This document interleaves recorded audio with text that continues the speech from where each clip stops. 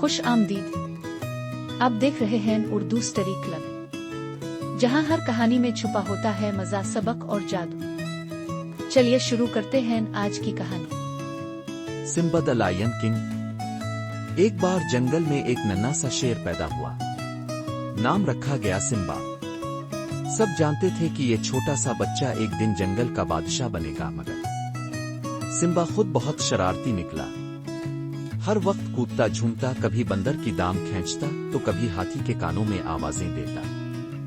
دادا شیر بار بار سمجھاتے، بیٹا بادشاہ صرف دھاڑنے سے نہیں بنتا، عقل، رحم اور انصاف سے بنتا ہے۔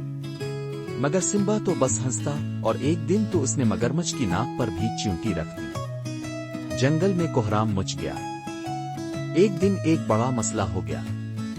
جنگل میں پانی کی ندی خشک ہو گئی۔ سب جانور پریشان ہو گئے۔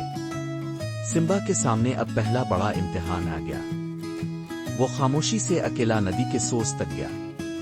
راستے میں کانٹوں سے زخمی ہوا، بندر نے مذاق اڑا مگر وہ راکا نہیں۔ آخرکار اس نے پہاڑی کے پیچھے ندی کو بند کرنے والا پتھر ہٹایا اور پانی دوبارہ بہنے لگا۔ پورا جنگل خوشی سے جھوم الفاٹے۔ دادا شیر مسکرائے، آج تا واقعی بادشاہ بنا ہے۔ اب سمبا شرارت کرتا ہے مگر ساتھ ہی دوسروں کا خیال بھی رکھتا ہے، اور یہی ہوتی ہے ایک بادشاہ کی اصل پہچان۔ سبق: شرارت باری نہیں اگر دل صاف ہو اور وقت پر صحیح کام کیا جائے۔